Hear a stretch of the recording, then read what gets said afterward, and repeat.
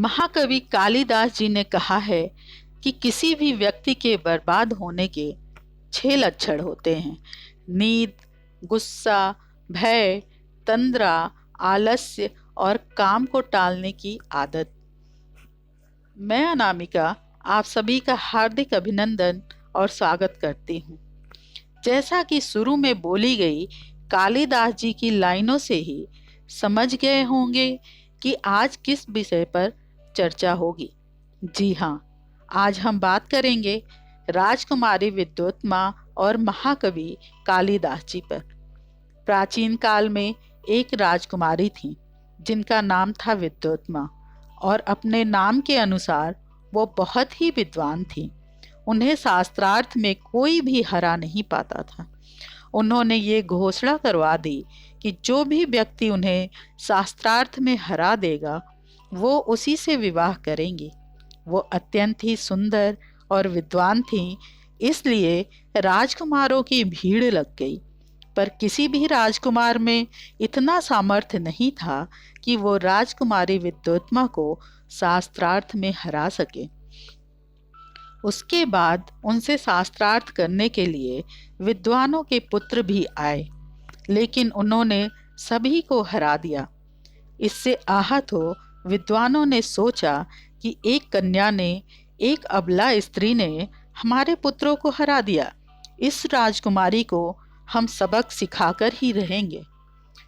उसके बाद सबने मिलकर एक षड्यंत्र रचा और तय किया कि राजकुमारी की शादी किसी मूर्ख से करा देते हैं। फिर अभियान शुरू हुआ एक महामूर्ख व्यक्ति को खोजने का। आगे जाकर उन्होंने देखा कि एक व्यक्ति जिस डाल पर बैठा है उसी को काट रहा है। सबने सोचा कि इससे बड़ा मूर्ख कौन हो सकता है। उन्होंने उससे कहा कि हम तुम्हारी शादी राजकुमारी से करा देते हैं, पर एक शर्त है, तुम्हें मौन रहना होगा, बाकी हम संभाल लेंगे। कहा जाता है कि विद्वानों की सभा में मूर्खों का मौन रहना ही उचित है। विद्वान लोग उस व्यक्ति को ले जाकर उसकी उचित वस्त्र और वेशभूषा करा दिए और राजकुमारी के पास लेकर गए और कहा, हमारे गुरुजी आपसे शास्त्रार्थ करना चाहते हैं, परंतु ये मौन रहते हैं। अब आप इनसे शास्त्रार्थ करो और इनके उत्तरों को समझो, और अगर आप ऐसा नहीं करती हो तब हम समझेंगे आप हार से डर गई। राजकुमारी के लिए यह चुनौती थी और उन्हें हाँ कहना पड़ा। इस अद्भुत शास्त्रार्थ को देखने के लिए पूरी भीड़ इकट्ठी हो गई। विद्वान लोग उस व्यक्ति को ले जाकर यथास्थान बैठा दिए। शास्त्रार्थ शुरू हुआ। राजकुमारी ने एक उंगली दिखाई तो वो समझा कि राजकुमारी मेरी एक आंख फोड़ने की को कह रही हैं। तो उन्होंने बदले में 2 उंगलियां दिखाई कि तुम मेरा एक आंख फोड़ोगी तो मैं तुम्हारी दोनों आंख फोड़ दूंगा। तब वहां बैठे विद्वानों ने इसका अर्थ निकाला कि आप कह रही हैं कि ईश्वर एक है। हमारे गुरुजी कहते हैं कि एक ईश्वर से यह जगत नहीं बनता। ईश्वर और उनकी शक्ति अर्थात पुरुष और प्रकृति दोनों से मिलकर जगत का निर्माण होता है। बात तर्क संगत थी तो राजकुमारी मानकर आगे बढ़ी और दूसरा प्रश्न करते हुए हाथ का पंजा दिखाया। तब मूर्ख व्यक्ति को लगा कि ये थप्पड़ मारने की बात कर रही हैं, तो उसने मुक्का दिखा दिया और मन में सोचा कि तुम मुझे थप्पड़ मारोगी तो मैं तुम्हें घूसा मारूंगा। तब विद्वानों ने अर्थ बताया कि आप कहती हैं कि 5 ज्ञानेंद्रियां हैं। हमारे गुरुजी कहते हैं कि 5 ज्ञानेंद्रियों को सिकोड़ने से परमात्मा मिलते हैं। इसके बाद राजकुमारी ने 7 उंगलियां दिखाई तो उस व्यक्ति ने 9 उंगलियां दिखा दी।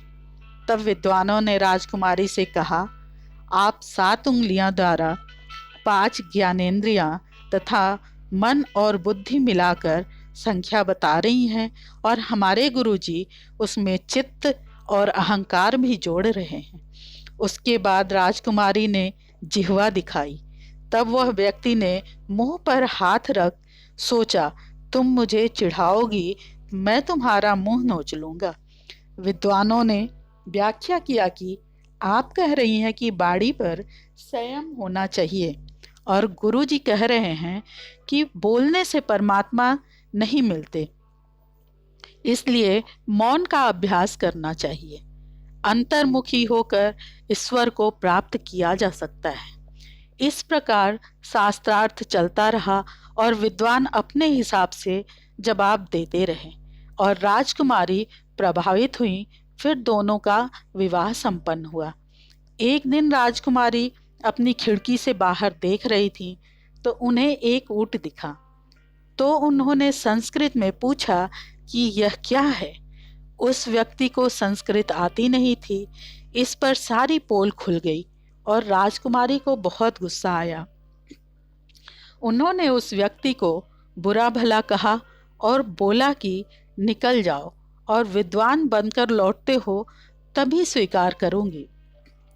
इस पर उस व्यक्ति ने स्वाभिमान को ठेस पहुंची और वो जंगल चला गया तथा निश्चय किया कि संस्कृत का विद्वान बनकर ही रहूंगा।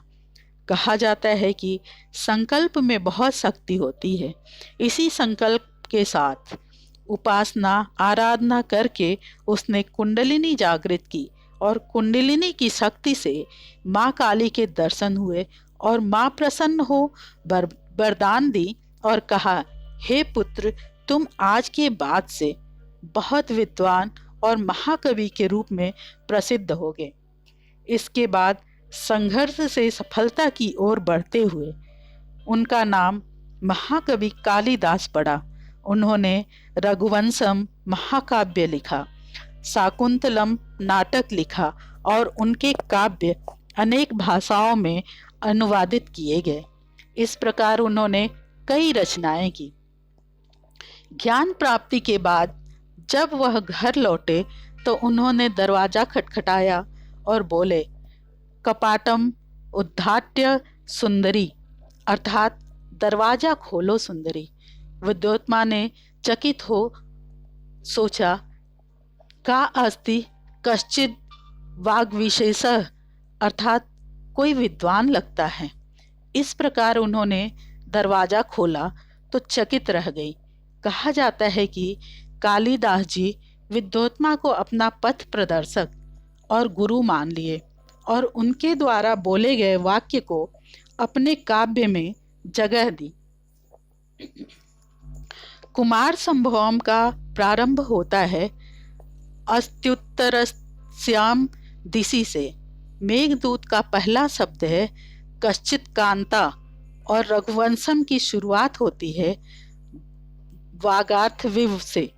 इस प्रकार संकल्प की शक्ति से व्यक्ति साधारण से महान और महानतम बन सकता है और इससे प्रेरणा लेते हुए हमें अपने जीवन में भी संकल्प लेना है और बिना संकल्प के नहीं रहना है।